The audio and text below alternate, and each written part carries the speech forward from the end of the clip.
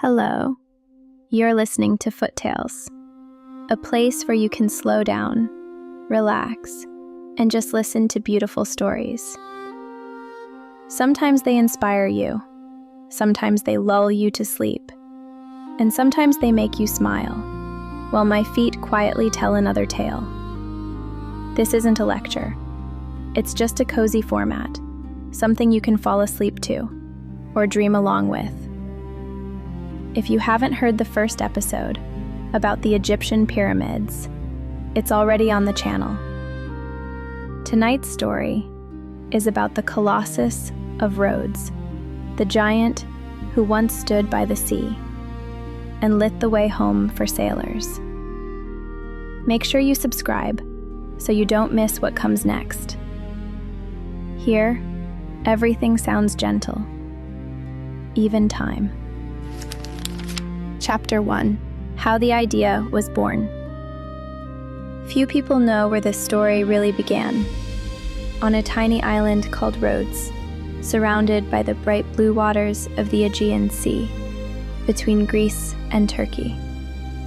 Rhodes is a sunny island, a place where summer never seems to end. The ancient Greeks believed it was chosen by the sun god Helios, and the locals called themselves Children of the Light.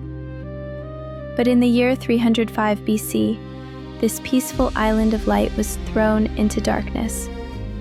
A powerful army, led by Demetrius Poliorcetes, one of Alexander the Great's successors, attacked Rhodes and surrounded it for almost a year. Arrows filled the sky, catapults thundered, but the people of Rhodes never surrendered. When the enemy finally retreated, they left behind a mountain of broken weapons and metal. Imagine this: under the burning sun, piles of swords, shattered catapults, twisted shields, broken helmets. And then, the people of Rhodes made a decision that would change history. "We will not forge new weapons," they said. "We will turn this metal into a symbol of the sun and of freedom." They melted the iron, poured the bronze into molds, and turned the tools of war into the body of the sun god, Helios. From the metal that was meant to destroy them, they created one of the 7 wonders of the world. The statue was literally made from the weapons of the defeated army. Think about that. It's like melting down tanks and cannons to build a temple of peace. Crazy? Maybe, but sometimes only madness can create greatness. Chapter 2: The Man Who Built a God.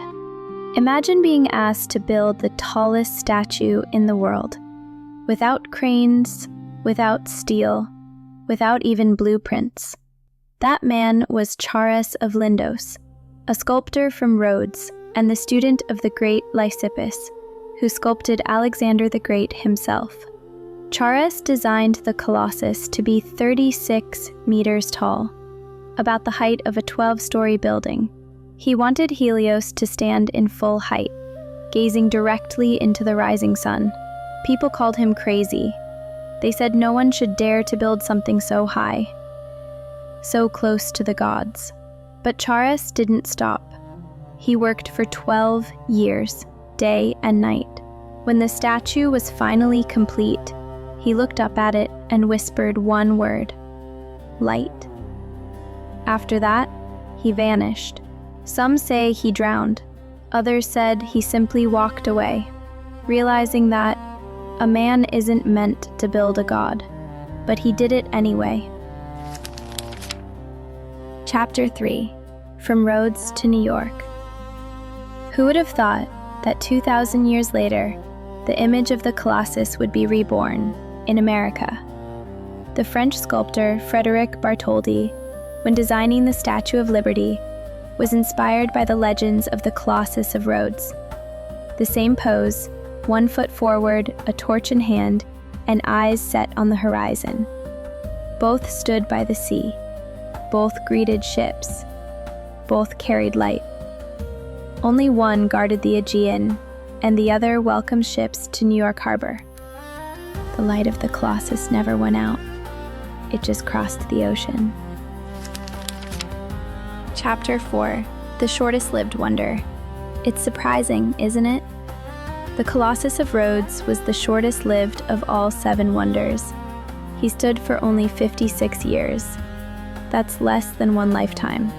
In 226 BC, a massive earthquake struck the island. The ground cracked, and the bronze legs of the giant gave way. The Colossus fell. The sound, they said, was like thunder rolling through the sea. And yet, even in ruins, his face still looked toward the sky. A wonder that lasted 50 years, but became eternal. Chapter 5. The Sleeping God. After the fall, the people of Rhodes wanted to rebuild him, but the Oracle of Delphi forbade it. If the god has fallen, it is because he wished it. So the Colossus remained where he fell for almost 9 centuries. Travelers from across the Mediterranean came to see him. The Roman historian Pliny the Elder wrote, "Few can wrap their arms around his thumb. Even broken, he inspired awe. Children played near his bronze hands. Sailors left coins at his feet. Poets wrote verses about the sleeping light. Some said Helios hadn't died. He was simply resting. A sleeping god, and a reminder that miracles don't vanish. They just fall asleep for a while." Chapter 6. The End of the Colossus. But nothing lasts forever. In the 7th century AD, the island was conquered by the Arabs. The Caliph Omar ordered the remains of the statue to be sold. It's said that the bronze was carried away on 900 camels. Imagine it, the desert shimmering with sunlight, a caravan stretching across the horizon, the metal that once gleamed by the sea now glinting under the endless sky. That's how the Colossus disappeared, but not his meaning, because light can't be destroyed. It only changes shape. Chapter 7. The Final Light. They say that at sunrise, the sea around Rhodes still glows a little softer than anywhere else. Locals call it the breath of the Colossus. Maybe they're right. Maybe he's still here. Not as bronze, but as light on the water. Sometimes, wonders aren't meant to stand forever. It's enough for them to shine, just once. You've been listening to the story of the Colossus of Rhodes. If you enjoyed it, leave a comment. Tell me which part surprised you the most. And don't forget to subscribe. Next time, we'll visit the Hanging Gardens of Babylon, another legend whispered through time. Here, everything sounds gentle, even time.